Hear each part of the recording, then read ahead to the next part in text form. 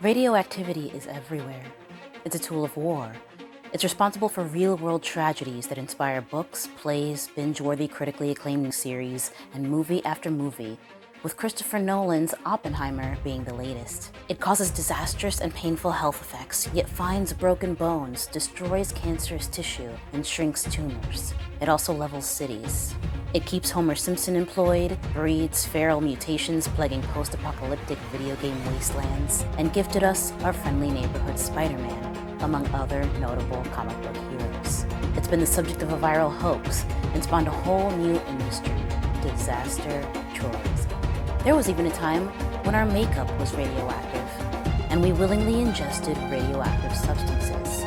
And I can't help but wonder, do we still? And just how accurate are the hazardous effects of contamination we see depicted on screen? So let's talk about it. Let's talk about all of it. The facts, fiction, and fantasy.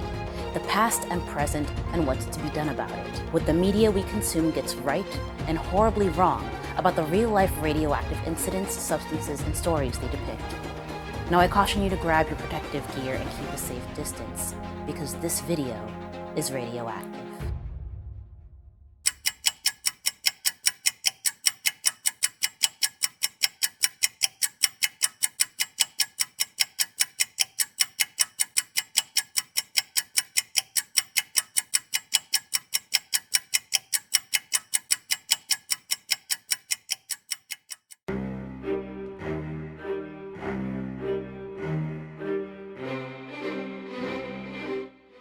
On May 6, 2019, HBO simultaneously debuted every episode of a 5-part miniseries chronicling the events of the April 1986 disaster at the Chernobyl power plant in Soviet Ukraine. From the very first moments, the show pulls you in, thanks in no small part to suspense-building music, the use of camera angles, and a reliably perfect performance from Jared Harris. It's a perfect show for binging, and that the combination of writing, direction, production, scoring, and acting make for a gripping, engrossing combination. Truly, my eyes and heart were glued to the screen. My stomach in knots, thanks to the overwhelming sense of dread that carries you through each episode. Indeed, that feeling of impending doom that weighs you down never really goes away. It almost forces you to binge watch the show in the hopes that it eventually will.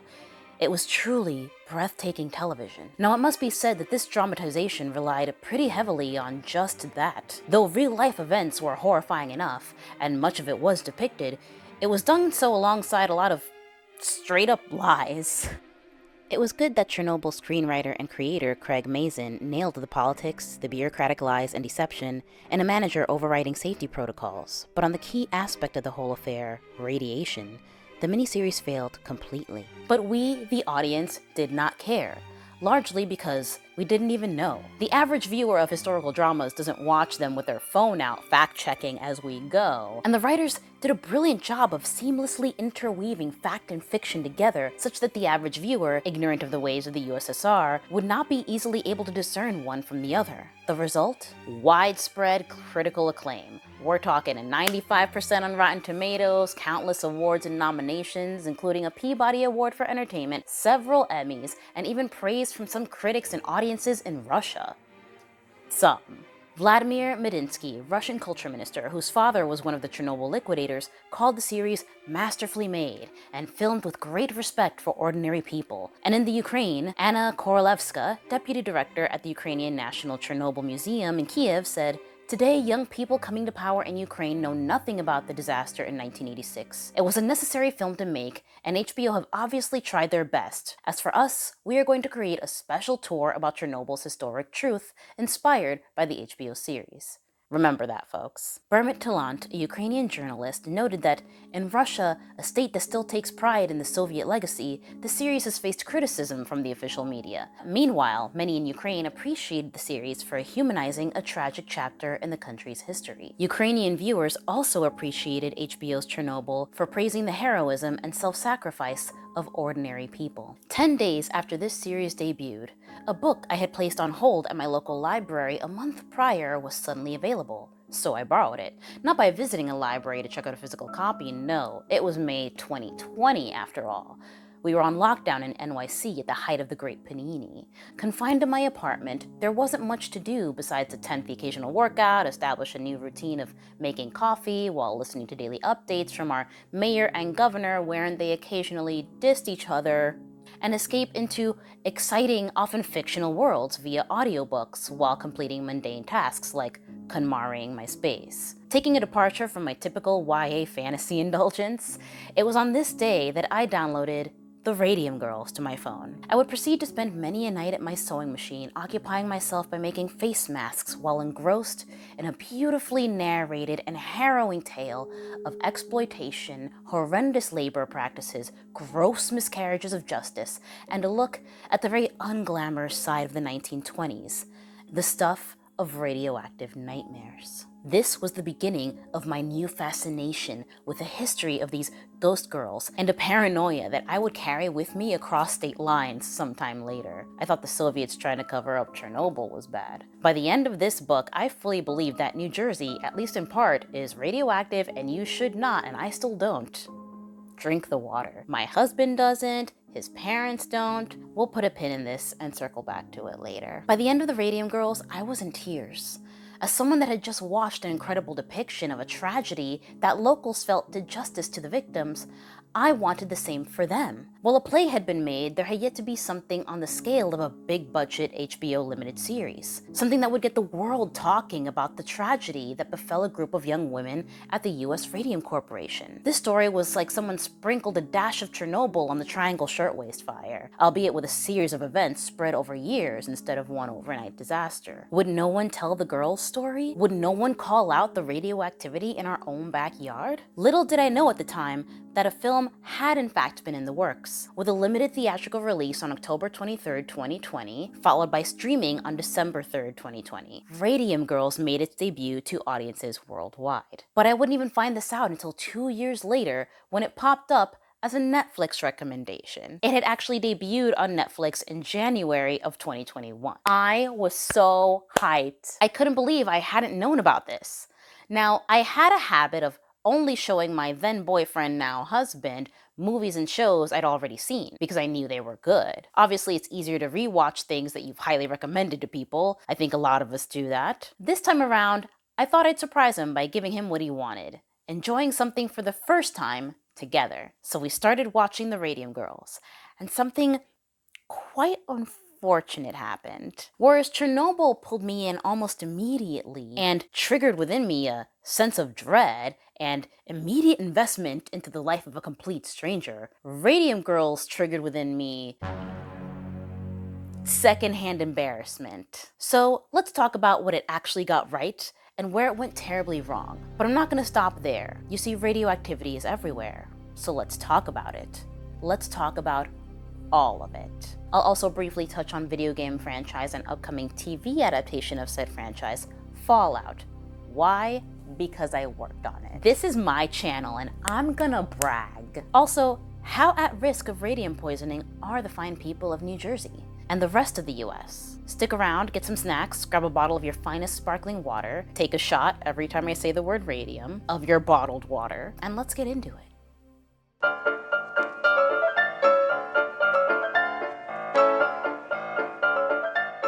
The daughter of poor school teachers and a lover of science, Maria Sklodowska graduated at the top of her high school class, but was nonetheless unable to attend the University of Warsaw in her home of Poland, as at that time it didn't allow women to enroll, leaving her no choice but to instead enroll in illegal night classes, aka floating universities. So named because they were constantly moving around to avoid the authorities. Of all the things you could bust kids doing in the dead of night, you'd think the cops would maybe turn a blind eye to learning. But they're czarists for ya. After working as a governess to fund her sister's med school education, that was nice of her, she would later travel to Paris in the fall of 1891 to study at the prestigious Sorbonne. There, Maria, or Marie now because French people, she'd go on to earn her master's degree in physics and a second in math the following year. And the rest, as they say, is chronicled in this movie, Radioactive. This Amazon original stars Rosamund Pike, who we stan because obviously, as Marie Curie, and Sam Riley, who went to the Jared Harris School of Sexy Raspy Voice and is welcome to go through my pantry and read me ingredient labels anytime, as Pierre Curie. Just as an aside here, if you've never seen Control, he plays Ian Curtis, the lead singer of Joy Division, and it is amazing. The film takes us through Marie's 1894 struggle of trying to find lab space to work in, which leads to this rom-com style meet-cute scene with Pierre. Because if movies have taught us anything, it's that before the advent of dating apps, women would just drop things, and then the great love of their life would stop to help them pick it up. And honestly, I feel like this trope is one cuffing season away from becoming a future TikTok trend. But let me know in the comments below if this old school method has worked for you. I think you might have dropped something. I know. I'm meet-cuting. Marie eventually, reluctantly, accepts lab space from Pierre, and in this lab, she gets to work on the focus of her doctorate, uranium. Specifically, the energy that it was emitting, a mysterious radiation that had been discovered in 1896 by Henry Becquerel. Building on Becquerel's observations, it is her research and experiments on uranium and its mysterious emissions that led her to coin the term radioactive. Pierre, who at the time was studying crystals and magnetism, is impressed by Marie and her work and wants to assist. So the two start collaborating, with Pierre and his brother inventing an electrometer for her to measure radiation in the pitchblende samples she was testing. They eventually get wed and have a daughter, and at some point have a breakthrough in their research. They discover a new element, no, not that one, polonium, named after Marie's home of Poland. 5 months later, in December of 1898, the Curies would discover a second element, radium. Though it would take another 3 years before Marie managed to isolate a piece of radium from uranium ores to prove its existence to the scientific community. This discovery and the Curies' continued research would lead to the radium craze and the myriad of ways radium would be adopted for use. And the film actually shows us this. And if our world wasn't so sexist and patriarchal, it would have led to Marie becoming the first woman to win a Nobel Prize without hesitation. If only. She eventually does, but only because her husband, Pierre, goes to bat for her, making the case that his wife was the actual revolutionary genius, and she deserved the award more than anyone, because he was a real one. Even then, she had to split it with both Pierre and Becquerel, which is fair. It was their combined research that ultimately led to the discovery. There was this other bullcrap that went down, but I won't get into it here to avoid this video being 3 hours long. 3 more hours long? Y'all, even when she was presented with the prize, it was implied that she was just a helper. They literally quoted the Bible and referencing the creation of Adam and Eve, likening the Curies to a man and his helpmeet. She would go on to win a second prize, though even then she was surrounded by a bunch of controversy. I'll stop here, but feel free to watch the film.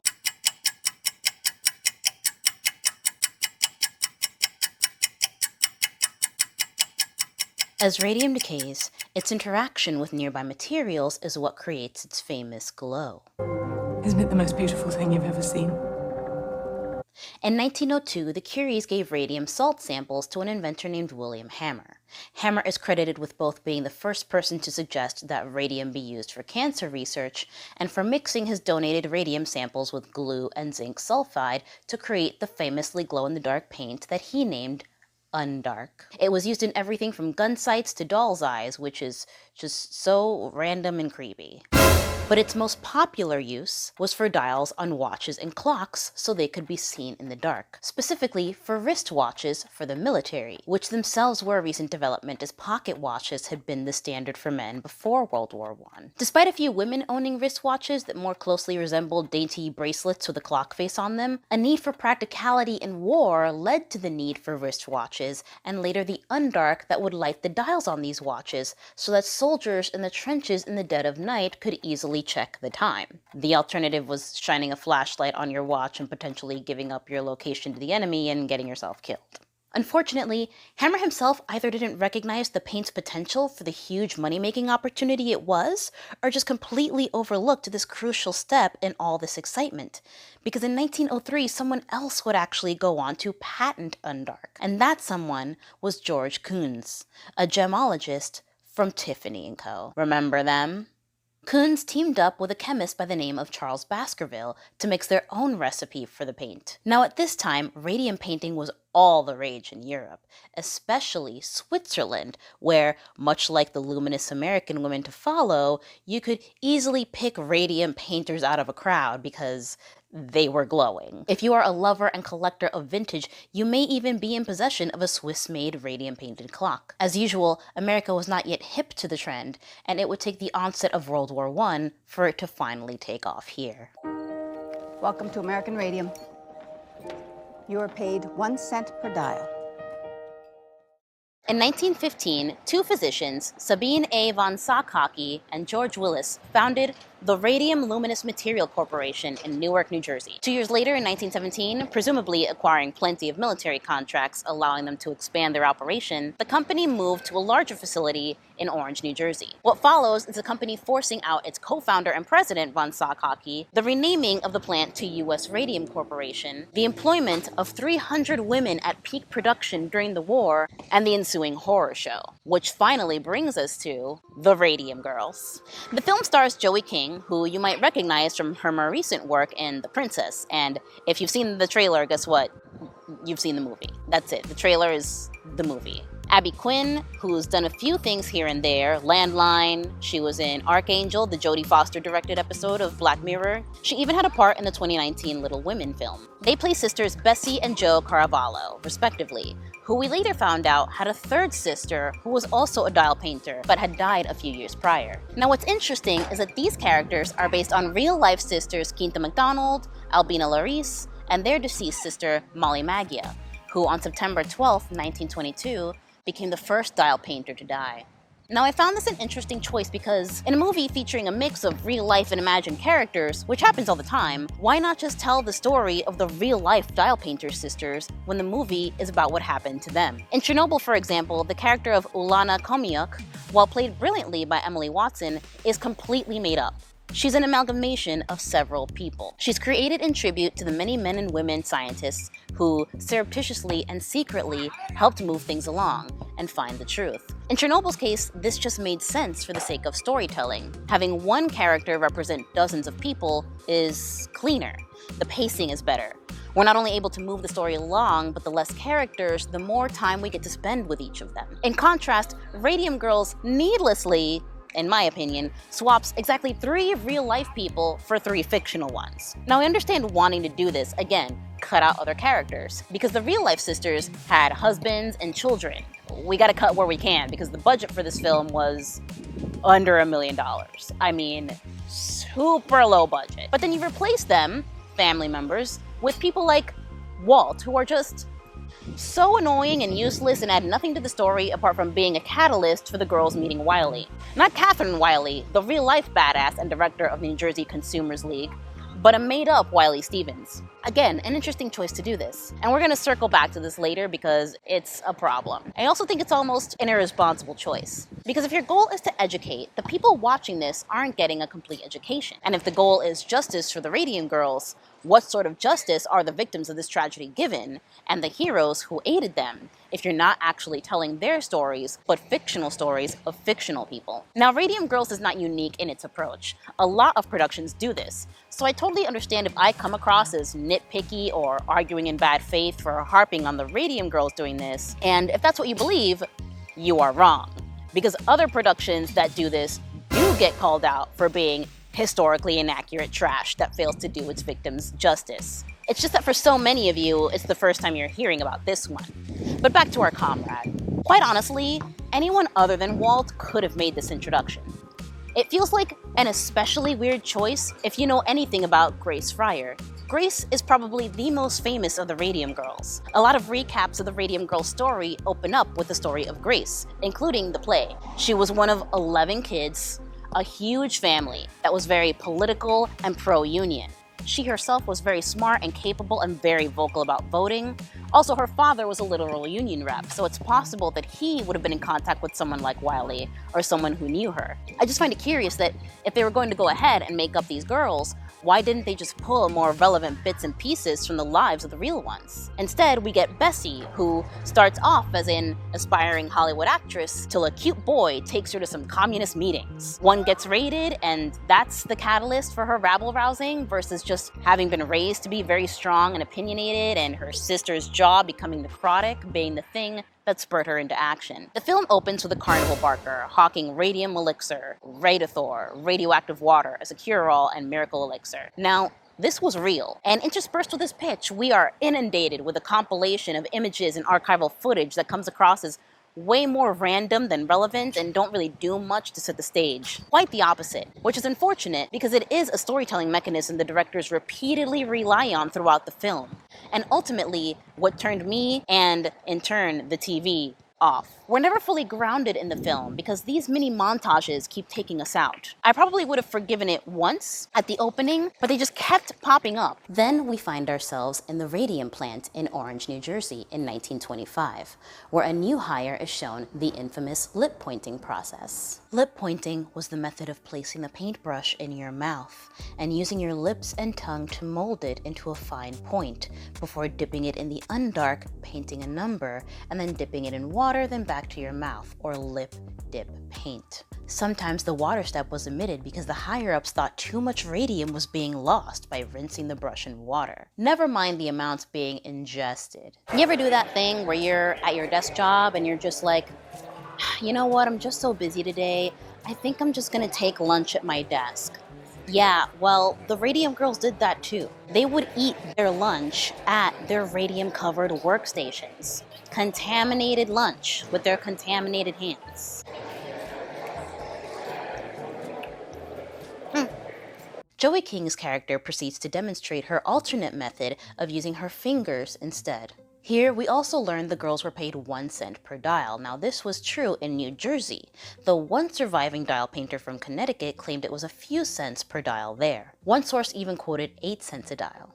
But Joey King's character can only manage about 40 a day since she refuses to ingest poison. I, for one, support this decision. I feel like I should warn you that I'm gonna get mean. Also, bear with me while I go all over the place because this movie is all over the place. There are so many cringe elements in this film, I don't know where to begin, which is why on my first go-around, I gave up in utter disappointment and underwhelm about 10 minutes in. But for the purpose of making this video, I sucked it up and went back and endured. To be perfectly honest, it doesn't get much better. Despite its low budget, I think the team behind it was way too ambitious, and in attempting to do way too much, does nothing aside from constantly pull focus away from the main story. It manages to touch on way too many topics without going beyond surface level on any of them.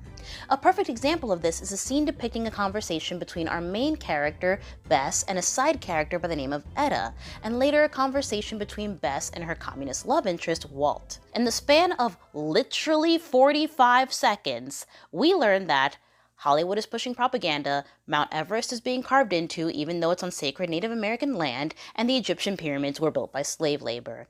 I'm sorry, what were we talking about? At least her nails are painted with radium in this scene, which again, was accurate. Next is another thing the movie gets right. When the sister Jo gets sick and starts losing teeth, the company boss sends her a skeevy-looking Dr. Flint, who I'm assuming is a stand-in for the real-life scumbag extraordinaire, Dr. Frederick Flynn, who examined the dial painters at the Waterbury Clock Co. in Connecticut, realized they were sick, and proceeded to lie to their faces. Like his real-life counterpart, Flint tells the ailing Josephine that she's just fine, except we all know she's not. All the factories had doctors just like this, to the very real detriment of these women, whose conditions continue to deteriorate, no thanks to them, and in the worst ways imaginable.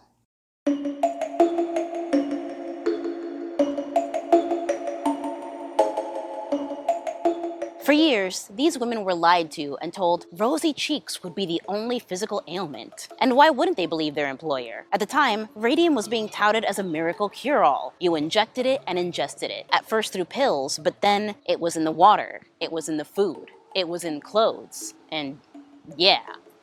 It was even in toothpaste. So it should come as no surprise that we were eventually encouraged to put it all over our faces. After all, who doesn't want healthy, youthful, glowing skin? And who isn't going to jump at the chance to try the latest beauty trend? In the 20s and 30s, radium was it. If you lived in Britain, you could walk into your local Boots, yeah, they've been around for that long, or Harrods if you were feeling a little bougier, and pick up a piece or six of the Radior collection. In France, in the 30s, though radia was all the rage. In fact, it sold well into the 60s and was still very much radioactive then. Or maybe you took yourself to a spa for a chemo-light mud treatment. Interestingly, these products didn't sell as well in the US market. Besides the belief that products weren't radioactive enough to justify the cost, I wonder if there might have been something else going on in the US that was causing their reluctance. Anyway, Joe is clearly experiencing the effects of radium jaw, which was necrosis of the jaw caused by ingestion and absorption of radium into the bones. Basically, radium tricks your body into thinking it's calcium, so your body just welcomes it in. The only problem is that while calcium is actually good for strong bones, radium was turning bones into pumice, the Swiss cheese of rocks. Doctors described them as honeycombed and moth-eaten. It started with missing teeth and progressed into whole pieces of jaw falling out. It was likened to a similar condition called Fossey jaw, named for the workers in matchstick factories that developed this occupational disease by inhaling the vapors from the phosphorus they used to make the matches. Those workers, by the way, were also primarily women. See, the Matchstick Girls strike of 1888, which interestingly is actually covered in Enola Holmes too. By 1923, radium jaw had killed 5 young women at the Orange, New Jersey plant. The same thing had begun happening to dial painters in Connecticut and Illinois. As more time passed, some of the women developed bone cancers. Same mouthful of pus-filled sores that won't heal. Oh yeah, it was gross. Again, teeth were falling out and leaving holes behind that just kept bleeding. She was my best friend, and she was a good worker too. And then before I knew it, she got sick and she had the broken jawbone. It never healed. In 2 years, she was dead. Peg's trouble started when she had a tooth pulled, and it wouldn't heal. It was all honeycombed from the radium. The tooth never did heal. Abscesses, tumors, and it wasn't just the jaws that were affected. One girl reportedly tripped on a dance floor only to have her leg just snap. They had skeletons of brittle, holey bones. Their feet hurt. Some could no longer walk after a time. Cancer, a whole host of side effects that seriously diminished their quality of life. The dial painters were literally falling apart. Oh, and glowing, all while being told that radium was perfectly fine. You must just have syphilis. US Radium went as far as hiring an expert to prove that radium was safe.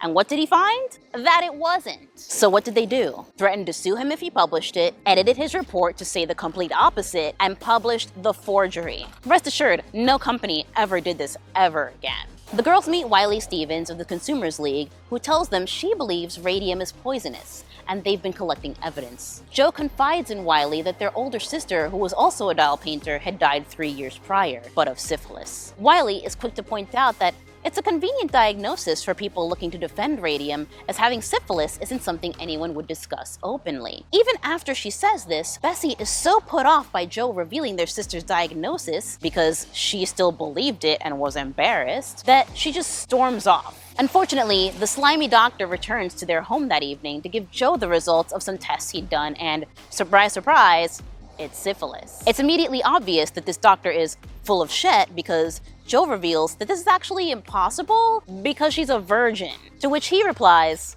"Aren't we all?" Just to underscore how incredibly awful everyone involved in this great cover-up was. Again, this actually happened to several dial painters, not only because of a conspiracy to hide the dangerous effects of radium at all costs, but because medically, there seemed to be no precedent, no prior diagnosis of radium poisoning that any doctor could point to and say, oh hey, that must be this again. Which is so wild to me because several people had died before any of these dial painters had ever picked up a brush. A few things to keep in mind though. A lot of these women were seeing different doctors, and they, the women and especially the doctors, weren't talking to each other and comparing notes. Medical records weren't stored on computer. There were no searchable databases with medical info. There was no private doctor Facebook group or subreddit where someone could ask, hey, is anyone else's patient glowing? What do you think it could be? Hold on, where did you say she worked? Keep in mind too that some of these doctors weren't general practitioners. Their teeth hurt, they were going to their dentists, or being lied to by doctors that the company was paying off. Unfortunately, there's also the real possibility that the pain and suffering of these women just wasn't being taken seriously. Also, the people that knew it was dangerous weren't telling anyone. In Radium City, we learned that one girl's cause of death was attributed to diphtheria. But the doctor who had gone to examine the body was told that an autopsy had already been performed an hour before he got there. They had this autopsy set for a certain time. When our doctor went, the autopsy had been performed an hour before he got there. And they said diphtheria. So, what does this tell you? It wasn't until 1925 that the plant finally realized they needed to do something to save the company's image. But what was different about that year? The cynical would say there was only one reason a high-profile specialist finally took up the cause.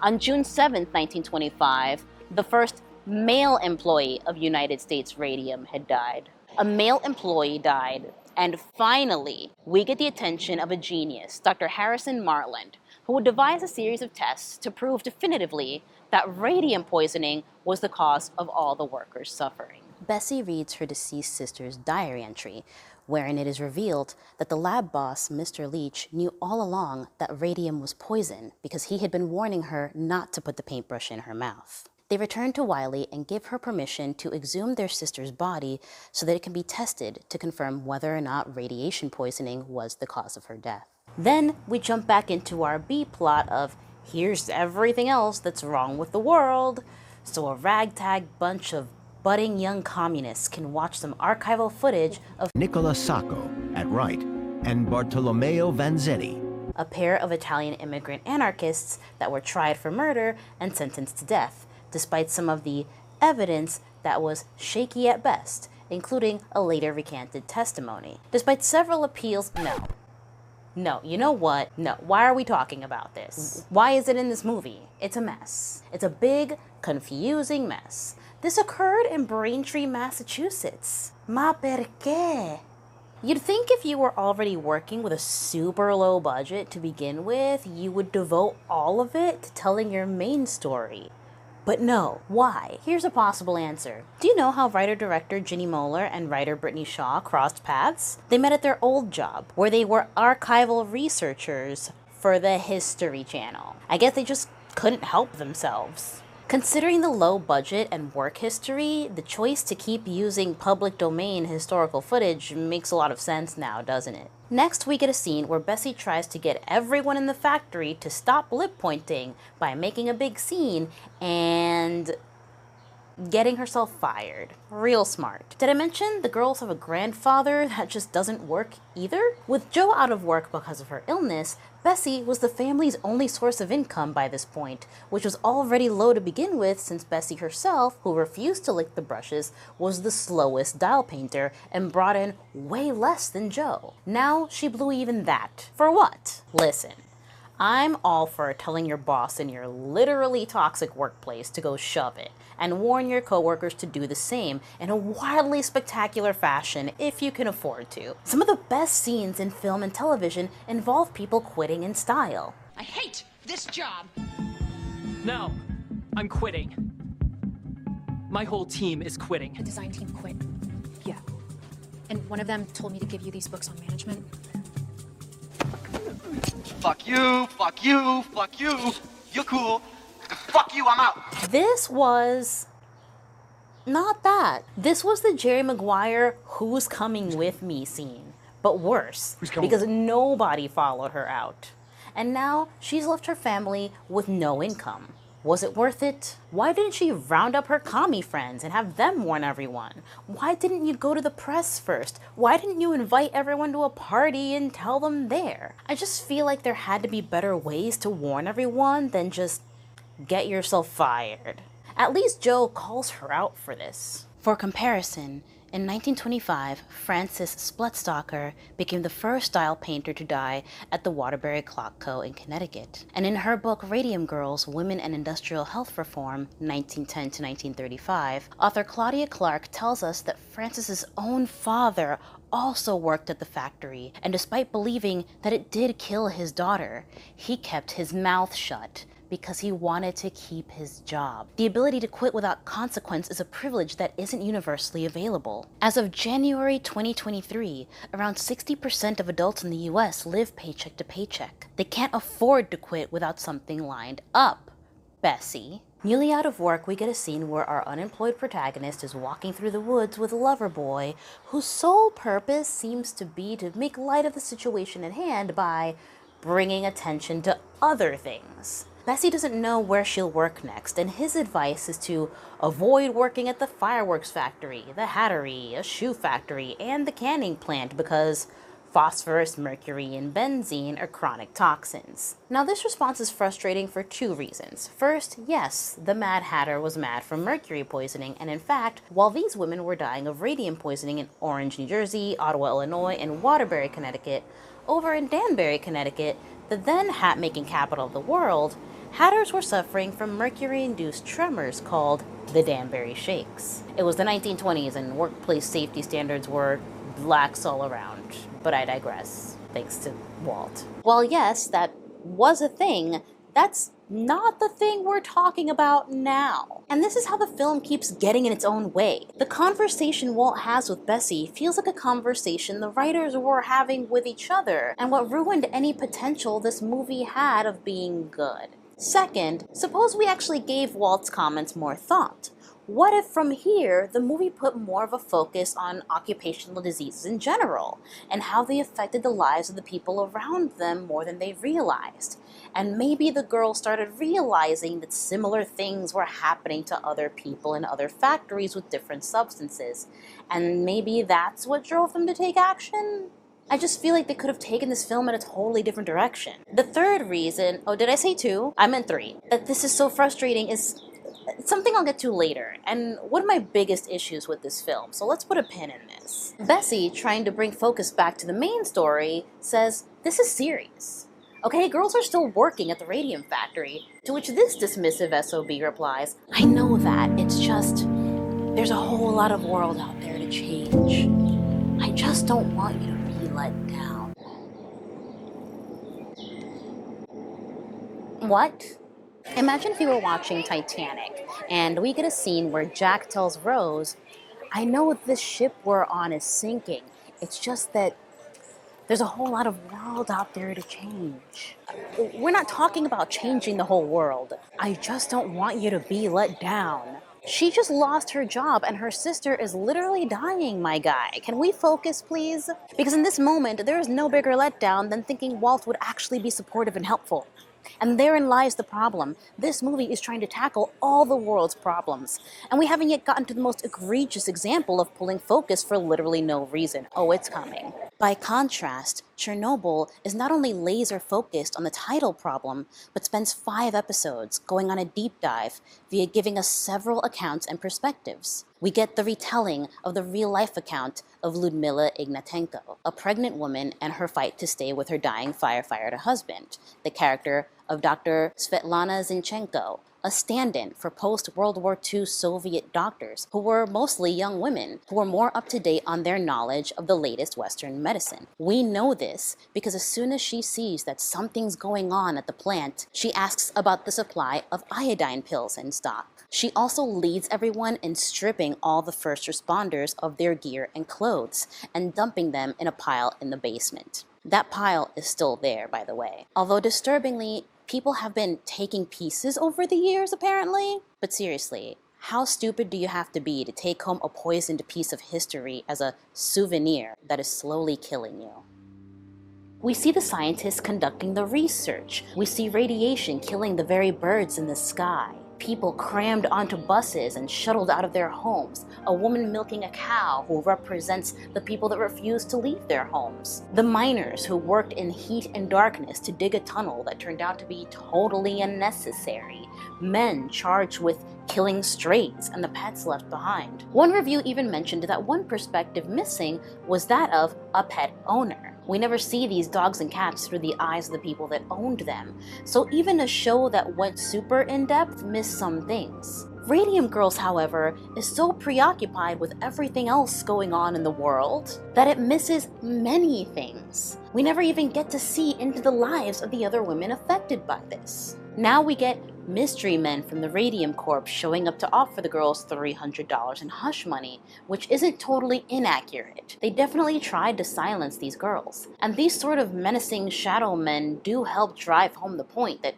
corporations will go to extremes to avoid actually doing the right thing. No, it's much easier to just intimidate employees into silence. They get a brick through their window, followed, and run off the road.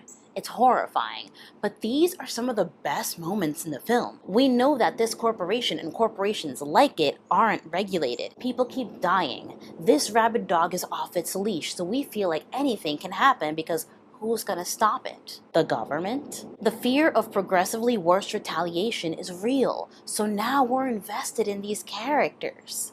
Bessie's struggle to find a lawyer is very accurate. Like Bessie, it took Grace Fryer 2 years to find a lawyer to finally represent her. Enter hotshot young lawyer from Newark, Raymond Barry. Just kidding. Let's halt all this momentum for this completely unnecessary scene.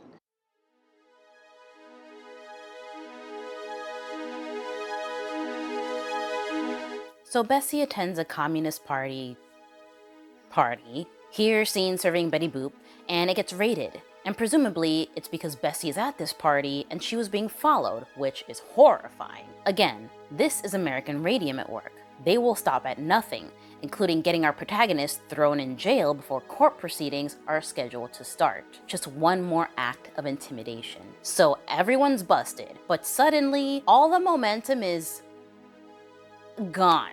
For this interesting scene, this was a choice. And now we get a scene where Bessie and Etta are in a jail cell, and Etta shares the story of how she got into photography and why she left her home of Tulsa, Oklahoma. Oh my God! She's telling the story of the Tulsa Race Massacre, the complete and utter destruction of Black Wall Street by our own government, the US bombing of one of its own neighborhoods. And it's been reduced to one mention by a frankly insignificant side character. And this isn't my opinion, she pretty much disappears right after this. Telling this other chick in a jail cell. I don't understand why, when there were so many Black people living in New Jersey that grew up there, and rather than showing their perspectives, or what interracial interactions were like outside of the commie meeting, or having a host of Black people around without feeling like you had to justify their presence because a story about occupational diseases and history-making legislation doesn't need to take time out to explain the Great Migration to the audience, for example. It is irrelevant to the story. Instead, you chose to create this character, evidently now, for the dual purpose of using her to deliver this abridged and reductive account of another horrible event in US history, and as an excuse to insert a bunch more archival footage. So we, the audience, are like, oh yeah, I get it. Etta must have filmed all those movies. Maybe. Imagine how much internal screaming I was doing when I learned just how many real Black women filmmakers existed at the time. Seriously, open a new tab and Google Black women filmmakers 1920s. I was floored. This was a thing. There was no shortage of Black women writing, directing, producing, and acting in their own movies. And do you know what those movies were about? Black people. Yeah, they were focused on telling and preserving their own stories. But we never see that, aside from the literal 2 seconds of archival footage of ice skating that Etta might have possibly shot herself. The rest is nonsense that a filmmaker at the time wouldn't have bothered with. So I guess you get a point for bringing bringing to our attention the fact that this was a thing, but we really don't get the full story of what it meant to be a Black filmmaker at that time. We don't see her live. We barely see her interact with other Black people. We just get a few seconds of Thomas. Like, is there a race version of the Bechdel test? Because this movie does not pass. Throw the whole film away. You pulled focus once again from the main problem to talk about another major problem in a way that did justice to neither. Bessie's response? Why is there so much wrong in the world that no one knows about? I mean, wow. Way to add value to the conversation. They're really trying to beat us over the head with this message. I don't know, Bessie. Maybe because no one can focus on one issue at a time? These are the writers. These are the writers. Getting in their own way, trying to tackle everything and not actually accomplishing anything. It's infuriating, especially considering that, fortunately for us all, just the year before this was released to streaming, HBO had already blessed us with one brilliant show that actually centered Black voices and experiences and covered the events of the Tulsa Race Massacre the right way, in a way that was actually more respectful to the story. Watchmen didn't shy away from painting the full, terrible picture. Everyone was so invested in order to pay respect. It was our responsibility to be sensitive to the subject. We cannot further victimize this community. They did the story justice in a way that actually did get people to talk about it. For many Americans, even people who grew up in Tulsa, the cold open of Watchmen's pilot episode was the very first time we'd ever even heard of it. And it remains a focus throughout the show, which is itself set in present-day Tulsa. We even see our main character visit a fictional museum that documents the tragic events via first-hand accounts from holograms, as well as providing descendants of victims who, by the way, are still being uncovered as of this filming, an opportunity to learn about their genealogy and even claim reparations. If only they could get such justice in real life. I mean, Christ. Do better, America. There's a couple of plot points and big reveals that tie back to that day. It's just so well done. It's so focused. And as if that wasn't enough, days before Radium Girls' limited theater release, HBO dropped Lovecraft Country, yet another show that did a way better job of depicting the horror of the government-sanctioned destruction of Black Wall Street than this, by comparison, embarrassingly reductive exchange in a jail cell complete with white girl tears. Which begs the question, why did you do this? Why did you do this? Why did you do this? What does this do for your film? How does this further the plot? What does this do for the Radium Girls? What does this do for Etta? Now, on the trash fire that is the Bird app, there's this annoying phenomena that tends to happen, and it goes like this. Person A tweets about the importance of cause A, then, almost without fail, there will be people in the replies saying things like, I can't believe that cause B is happening and you're choosing to talk about this. And, respectfully, in the grand scheme of things, we should really be focusing on cause C. And, but shouldn't we be talking about cause D? I feel like that's the bigger issue that no one's talking about. And on and on and on. And to all those people, it's great that you feel passionately enough about something that you believe that your issue is the bigger issue or the most important issue. If it is to you, if it's the subject of your life's work, the mission of your nonprofit, I love that for you. We need people like you to concentrate on that cause and keep doing what you're doing. It is not cool, however, to jump into people's replies to inform them of what you feel are misplaced priorities, because it is unrealistic for one person to care about all things equally all the time. In the words of Nick Offerman, never half-ass two things. Whole-ass one thing. Whatever your focus is, if it's climate change and your focus is on holding fashion accountable for being the world's second largest polluter, or you want to call out fast fashion's horrendous labor practices because you know your girl's an investigative journalist, or you want to feed starving children in a third world country, or feed and house the homeless in your town, or find a cure for cancer, or raise money for AIDS research, or unionize your workplace, and on and on. That is great. My mother-in-law volunteers at her local SPCA because we gotta save the animals. My husband works in in solar energy because we gotta combat climate change. Sometimes we meet up and attend women's marches. Whatever your cause, you champion that cause. But understand that other causes need champions too. This movie fundamentally does not understand that. This movie feels like the original tweet was about the Radium Girls, and the writers tried to appease the original poster and everyone in their replies. They tried to half-ass all the things instead of whole-assing one thing. Why? It feels like they just wanted to come off as morally superior without actually doing anything to right any of the injustices they talk about. And as much as I hate to use this term because I feel like a lot of people on social media tend to use it incorrectly, this is the exact definition of virtue signaling. Walt complains about the US carving into sacred Native American land, as if to say, I'm so cool and morally superior for knowing and caring about this thing. But he's not actually trying to stop it. He's not exactly organizing protests or petition campaigns. Or that scene in the jail cell where the writers use Bessie herself to virtue signal to us, the audience, that Bessie is a morally good character and that this movie is morally good. Because upon hearing of Tulsa, she acknowledges that she is deeply saddened by all the awful things going on in the world that no one is talking about. Now, one could believe that she was genuinely upset, and she absolutely could be, except that she brings the conversation back to her problem 10 seconds later. It just feels like the writers were ticking off boxes like, yep, we mentioned that happened, now let's move on. Etta is tokenized here. Her trauma is almost immediately dismissed in a, okay, so back to me moment, before the girls are released the next day, and she's relegated to the sidelines and seconds-long silent appearances. We never actually see Etta interact with Bess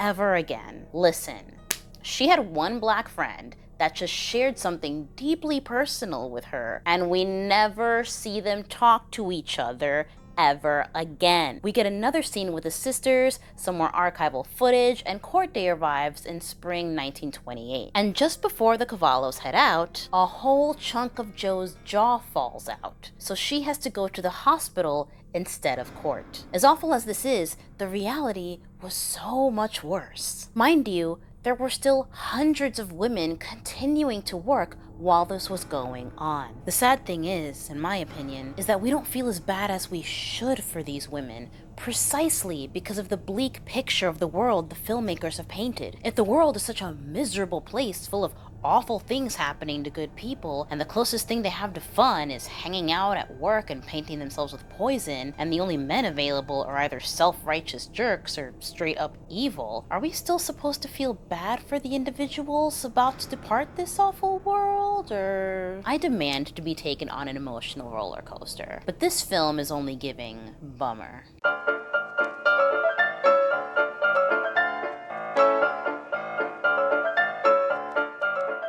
We're introduced to Alice Hamilton via some archival footage and a letter she addresses to her colleague, Catherine Drinker, in which she informs her that the New Jersey Department of Labor has a copy of a report she wrote, but that the report itself was published with a claim that the girls were in perfect health. Sound familiar? Right, as I mentioned before, this actually happened. Alice Hamilton was a real person. She studied toxicology, and occupational diseases was her focus, specifically the effects of industrial metals and chemical compounds on the human body. Her whole MO was raising awareness of dangers in the workplace. Several published studies later, in 1919 she became the first woman appointed to the faculty at Harvard Medical School, serving in their new Department of Industrial Medicine. She also worked with the state of Illinois, the U.S. Department of Commerce, and the League of Nations on various public health issues. But Hamilton was still discriminated against as a woman, excluded from social activities and the all-male graduation processions. Damn, they really Curied her, didn't they? In real life, she wrote this letter to the man who actually had his report forged by the Radium Corps. Outraged at the Corps' audacity to forge his report and publish a complete fabrication under his name, he would then go on to publish his original unedited report despite legal threats. He's coming up.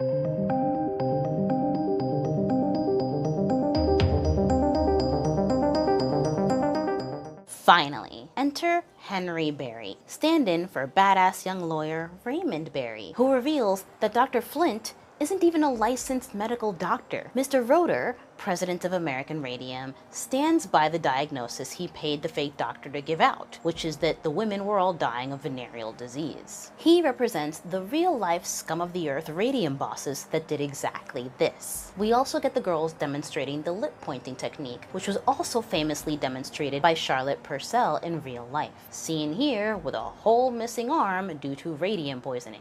She'd only been working there 18 months. Now, interesting detail that they left out. This technique was actually originally done in China painting factories. When girls from those factories started working as dial painters, they just kept doing the same thing and taught it to everyone else, so this became the standard. Radium Dial Company even opened a factory in a high school and showed the schoolgirls how to paint the dials, just like this. They were using slim camel hair brushes with narrow wooden handles. One dial painter recalled, "I had never seen a brush as fine as that. I would say it possibly had about 30 hairs in it. It was exceptionally fine. Yet as fine as the brushes were, the bristles had a tendency to spread, hampering the girls' work. The smallest pocket watch they painted measured only 3.5 centimeters across its face, meaning the tiniest element for painting was a single millimeter in width. The girls could not go over the edges of these delicate parameters or there would be hell to pay. They had to make the brushes even finer, and there was only one way they knew how to do that." And here now I am reminded of one of those things that will forever frustrate me, which is that hundreds, thousands of people were involved in this operation, and yet at no point did it occur to anyone in New Jersey, Illinois, or Connecticut to just cut down and remove hairs from the brushes instead? Why? We'll never know. Arguably the biggest missed opportunity here was the patenting of a super fine point dial painting brush. How many lives could have been prolonged? Not saved, mind you. These women, ghost girls, were still covering themselves in this stuff after hours. Paint our faces up and put mustaches, and a couple of girls painted their ears, and I always did paint, by my nostrils here, and then my eyebrows, and then a mustache and a chin. But they would have lived longer, and maybe with their jaws intact, if not for regularly ingesting radium. It's also frustrating because, as you'll find out shortly, there was another method that didn't require putting radium in your mouth. More than one, in fact. Unbeknownst to the girls, it wasn't the way things were done in Europe, where dial painting had been in operation for over a decade. Different countries had different techniques, but in none was lip pointing used. Very likely, this was because brushes weren't used either. In Switzerland, they were solid glass rods. In France, small sticks with cotton wadding on the ends. Sound familiar? Other European studios employed a sharpened wooden stylus or metal needle. At one point, the girls were given glass pens instead, but the quality wasn't the same, so that solution was short-lived. Fast forward to a scene where Bessie is now visiting Mr. Leach at the hospital, where he's laying there dying, and a clipboard at his bedside displays his condition clear as day in bright red, because we like to draw as much attention as possible to the sensitive medical information left just lying around. And major shocker, it's not syphilis. It's radium necrosis. We learned that he also invented Undark, and that Arthur Roeder, his partner, took it all away from him. Later we learn he was also the former president of the company. He also knew it was unsafe and agrees to testify after learning his diseased love interest's body had been exhumed and had herself died of radium poisoning. So now we know that Mr. Leach is a stand-in for Sabine von Sackhocky. This legal drama in the book is so riveting. It's actually a big chunk of Kate Moore's book. You really feel like their lawyer stands out as a genius and a hero. He is a Superman in the courtroom. In the movie, he's just not as cool. I don't think we get the full scope of what he was really up against. No law in place requiring workplace compensation, a stupid 2-year statute of limitations, a whole team of corporate lawyers paid handsomely by US Radium. He himself was not getting paid. He was a real one. In both the book and the film, your heart still bleeds for these girls, especially when we get to the moment where Mr. Leach takes the stand. Here we go, a key witness. And what does he do? Well, he basically lies under oath and testifies against the girls, claiming that he warned the girls not to put the brushes in their mouths, not because the paint was poisonous, but because, get ready for this, mouths are full of bacteria, and it's just not hygienic. Finally, we get a statement from Dr. Catherine Drinker of Harvard University, who investigated radium paint along with a team. Her statement in this scene was taken from an actual account. Their hair, faces, hands, arms, necks, the dresses, the underclothes, even the corsets of the dial painters were luminous. One of the girls showed luminous spots on her legs and thighs. The back of another was luminous almost to the waist. Even their corsets glowed. American Radium threatened to sue her and cut funding to Harvard if they published their results. The only problem is that this is not her account, and she's not the specialist that was threatened. In real life, those words belong to Yissel Drinker, her husband. We'll get back to this. Then we get a scene that again did not hit as hard as it should have. That's really unfortunate because the reality of the situation was so much more horrendous. The Radium legal team was just as crooked and vile as the people they were representing. But even they knew that they were fighting a losing battle. In a desperate last-ditch effort to save themselves, they tried prolonging and delaying the trial for as long as possible. Why? Because they believed that if they just held out long enough, the girls would just die and they could move on. It was very obvious these girls were dying, so it was especially gross when American Radium in April was granted a recess till September because they claimed that several witnesses in their defense would be on vacation for several months. Are you kidding me? To make matters worse, this was one of several delays. By the time they finally went to trial, none of the women was well enough to take the stand. Some couldn't walk, were bedridden, couldn't even lift their hands in the air to take the oath. And the delays continued even after this. Like, their defense was, we don't have a defense, and we don't need one because we can just run out the clock. It was such a disgusting tactic, and most infuriatingly, it worked. This led to so much public outcry. Much like today, this court case really blew up in the media. Everyone was covering it. One statement from famed journalist at the time, Walter Lippmann of the New York World, called the proceedings a, quote, damnable travesty of justice. There is no possible excuse for such a delay. The women are dying. If ever a case called for prompt adjudication, it is the case of 5 crippled women who are fighting for a few miserable dollars to ease their last days on this earth. This is a heartless proceeding. It is unmanly, unjust, and cruel. This is a case which calls not for fine-spun litigation, but for simple, quick, direct justice. The U.S. Radium Corporation and its film counterpart were getting thrashed in the newspapers.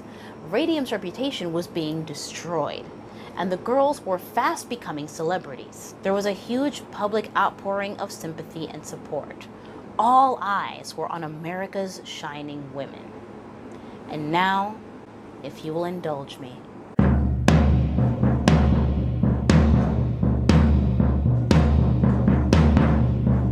okay, so not much is known about costume designer Sylvia Greiser. As of this taping, Radium Girls is the first and only period piece she's ever done. And at first, I thought the clothes were just fine. But after learning just how low the budget was, coupled with the fact that this was her first costume drama, I gotta give credit. I will say some of the headpieces felt less Clara Bow, more Claire's, but she literally had like a Claire's budget. She was working with pennies, so bravo. Prior to Radium Girls, she was actually doing wardrobe on Luke Cage. Radium Girls was her last costume designer credit so far, and she's since gone back to assistant costume designer and wardrobe shopper on current and recent projects. But what I actually find the most fascinating and makes me want to dig a little deeper into this subject, that is, costume people doing projects outside of film and TV, is that Sylvia actually did the book cover for Dread Nation. She made the dress and styled the cover. Now I want to go through all the books I own with girl in a dress covers and learn if any of the people who worked on them have film and TV credits I would recognize. It's a fun little project for anyone watching who's interested in doing some digging of their own. I think that is so cool, and it endears me to her a little. And yes, this is an advanced reader copy, thank you very much. I'm not actually big on 1920s fashion, but I would 100% rock this skirt with matching jacket combo. The white cropped fur coat is giving Forever 21, Zara.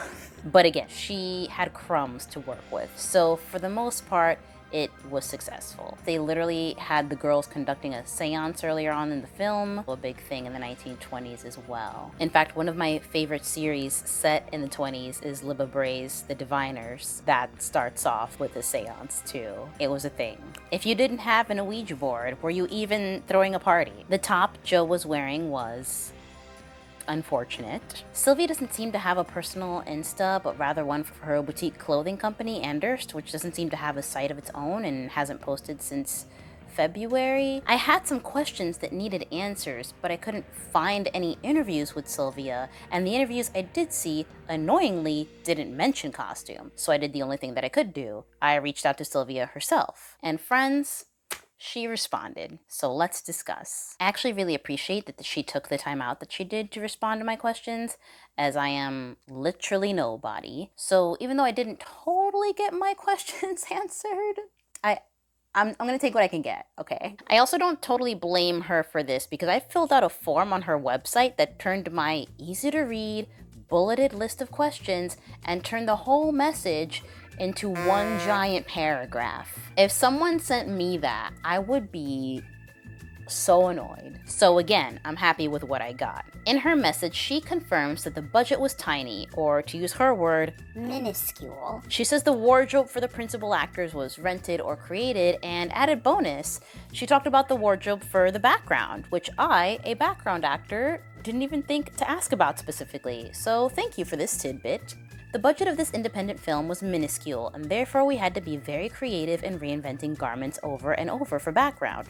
For example, we would change the shapes of felt hats at night and add other decorations to them, so the next day they would adorn another passerby and you would never know. Resourceful. But then she said something that, I'll be completely honest here, made me kind of, irrationally, it must be said, angry. And that was this next line. Lead wardrobe was either rented or created. Real 1920s fabrics mostly wouldn't withstand the body shape of our generation and most likely deteriorate of age. Ma'am, the 1920s would like a word. Now, again, this woman doesn't know me. She doesn't know my education, my background. I didn't really provide any when I sent my initial inquiry. She doesn't know I have a bachelor's in fashion design from FIT, or that I worked at the museum there for a time wherein I handled and witnessed the handling of museum pieces. She doesn't know my love for vintage fashion and how I'm somewhat immersed in the vintage scene, that I'm friends with vintage historians and binge historical commentary videos. She doesn't know I'm a background actor that works exclusively in period pieces. If this video is your first introduction to me, I promised to send her a link to it when it was done, so she's learning along with the rest of you. To her, she probably thought she was sharing insight with someone who didn't know any better. Now, to some extent, this fabric comment is true. What she's referring to is dry rot, and it does happen. But where you see it happen most often is in beaded silk dresses. The silk chiffon over time would lose integrity thanks to sweat and deodorant and the sheer weight of the beading itself on the fabric, especially on the shoulder seams because they weren't hip to hanger helpers back then. Supporting straps of fabric at or around the waist, especially of a heavy garment, designed to help take the weight off the shoulders, and in the case of knit dresses especially, to keep it from stretching over time. If you own a vintage piece with some heft, you can sew some straps in yourself so you're not leaving all the strain on the shoulders of the garment. In the museum, many pieces were kept in these really long drawers laid completely flat to avoid any further strain. But that's not to say that they aren't around anymore. The issue is that because of the delicate nature of some of these garments, the ones that are around in pristine condition, well, vintage sellers will charge you an arm and a leg for. So it clearly wasn't in the budget. Also, they just need more maintenance if you're repeatedly using them for a production. Boardwalk Empire, for example, which, by the way, was filmed entirely in Brooklyn. Like, why am I even here? They did source real vintage dresses like the ones I'm talking about, the kind you'd associate with flappers, silk beaded numbers, and while the show could splurge on these, they were regularly falling apart and needing repair. The head tailor and pattern maker for the show even highlighted the challenges of working with these kinds of garments on her blog. They resorted to some truly desperate measures, but it got done. But again, that's the difference in money and manpower between a super low budget indie film and, I'm just gonna check my notes here, one of the most expensive TV shows ever made. This movie literally had less than 1/5 of the budget of one Boardwalk episode, besides that staggering pilot cost. That being said, the characters in Radium Girls weren't wearing beaded chiffon dresses because they were working in factories. So the kinds of dresses Sylvia is primarily referring to, she didn't need in the first place, though I would have loved to have seen just one. It was true that sometimes the girls would wear their best party dresses to work, just so when they went out after, the dress would glow because they'd be covered in luminous paint. So that would have been a great opportunity to showcase something really special. So this just feels like an excuse more than anything, a way to justify the lack of true vintage, which wasn't really necessary in my opinion, because you already pointed out that this was your first period piece and that the budget just wasn't there. You did what you could with what you had. Anyway, follow Greyhound Vintage on Instagram if you want to see some stunning, true 1920s vintage looks on a modern body type. And follow Our Lady of Flappers Vintage Egyptologist for all your true vintage fashion and Egyptomania needs. Oh, did I mention this movie also touches on the 1920s Egyptomania craze too?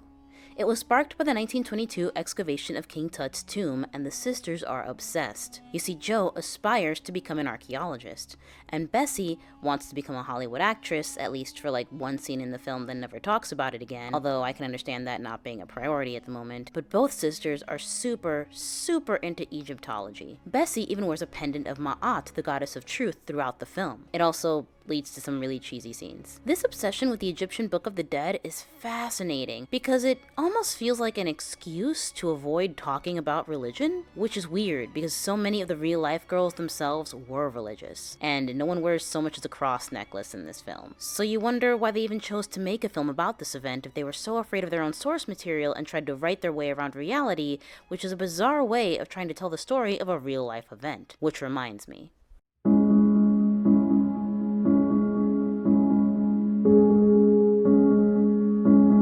changing Catherine Wiley's name to Wiley Stevens, giving Catherine Drinker credit for her real-life husband Cecil Drinker's work, making up people to take the place of some real people for no reason while telling the stories of the real people. Why? I concede that it happens a lot, but in this case, these were real, terrible, nonsensical, borderline irresponsible choices. But Yissel, aren't you being unfair? Chernobyl did it too. And yes, they did.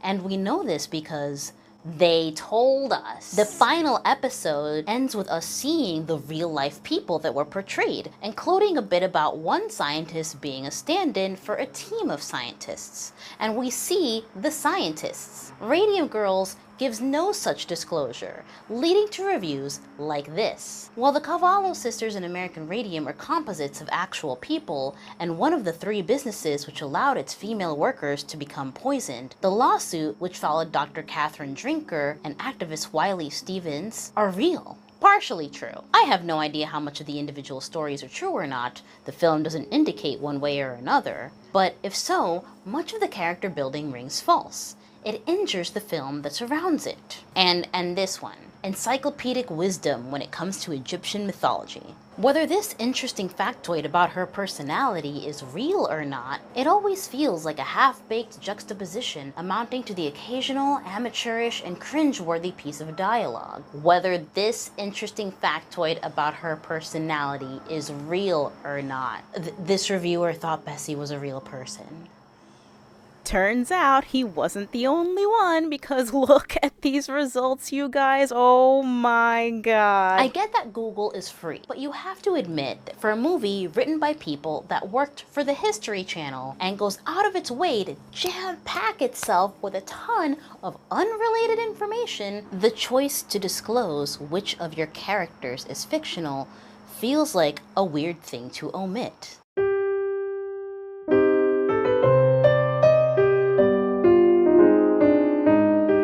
This court case became so widely talked about that 2 things happened. 1, the dial painters in the other plants in Ottawa and Danbury found out, and it inspired them to proceed with their own lawsuits. Pearl Payne would rally the Ottawa, Illinois girls, and they would go on to form the Society of the Living Dead, which is just so badass in both name and mission to stop this injustice from ever happening to anyone else again. And 2, turns out this news spread internationally because even Marie Curie herself issued a statement here. I see no hope for them. My experiments with radium convinced me that if the poison is taken internally, it is practically impossible to destroy it. Way to be a bad news bear. On top of dealing with their declining health, continuing pain and discomfort, and mounting medical bills, this did nothing but make the girls even more depressed. By April, the women were not physically or mentally able to attend a second hearing in court. Their attorney was caustic. When you have heard that you are going to die, that there is no hope, and every newspaper you pick up prints what really amounts to your obituary, there is nothing else, Barry said. French scientist Marie Curie, the discoverer of radium, read about the case and told the papers in her home country that she had never heard of anything like it. Not even in wartime, when countless factories were employed in work dealing with radium. French radium workers used small sticks with cotton wadding rather than paintbrushes, she said. Although the 5 New Jersey women could eat raw liver to help counteract the anemia-like effects of radiation sickness, they should not hope for a cure for radium poisoning. I would be only too happy to give any aid that I could, Curie said. However, there is absolutely no means of destroying the substance once it enters the human body. A local newspaper said Madame Curie had, quote, affirmed the doom already sounded by leading medical authorities who have examined the girls. The predictable reaction, the paper said, was that some of the victims were prostrated with grief last night when they received the news. Curie heard about the reaction and on June 4th said, I am not a doctor, so I cannot venture an opinion on whether the New Jersey girls will die. But from newspaper descriptions of the manner in which they worked, I think it imperative to change the method of using radium. In the film, this is all reduced to one line. 18 weeks, because a key witness to the defense is abroad, and it just loses any sort of real impact because the truth was so much more horrendous that they actually downplayed it here. It baffles me that you would want to make a movie about something and then actually waste the opportunity you have to, make a big deal. Several women died before they saw any justice. We don't see that depicted at all. Even Joe is still alive in the end. Again, it's like they were afraid of their own subject matter. And if that was the case, maybe you shouldn't have touched it. Where were the dramatizations and embellishments that would have enhanced the film? You could have cast someone to play Marie Curie issuing her statement.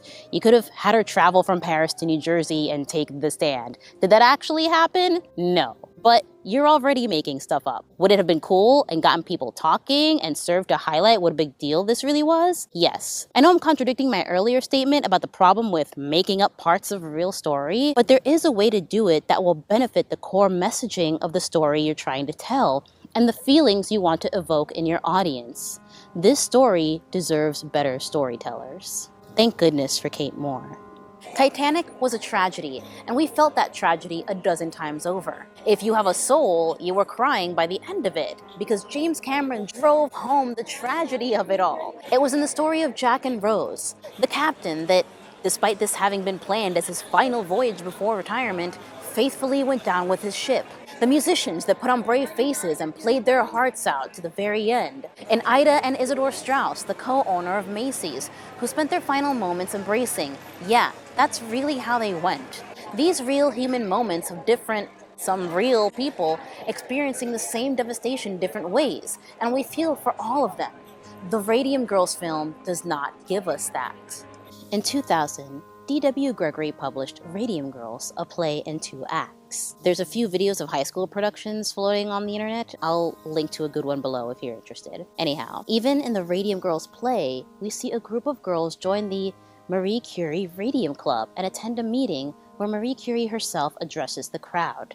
A film adaptation of the play would have been way better. At least we would have met Grace Fryer and the original group of Radium Girls, rather than some fictional characters whose fates we're honestly never fully invested in, because the writers never bothered to fully flesh them out. Seriously, you made up whole-ass people, and I already explained why that was bad. Why are we spending the most time with the least affected girl and her annoying non-boyfriend? Why is there not more focus on the dying women with husbands and children and parents and the very real heart-wrenching love stories between the ailing and their caretakers?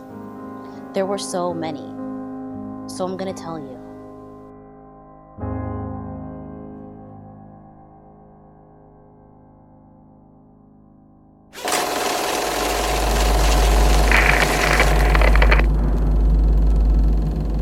Oppenheimer is set to be the subject of a new, star-studded biopic directed by Christopher Nolan. Oppenheimer would go on to become director of the Institute for Advanced Study, or IAS, at Princeton, so they filmed on location. And we know this because it caused an absolute shit show. It's extra annoying when you consider what wasn't talked about. Care to guess? Here's a hint.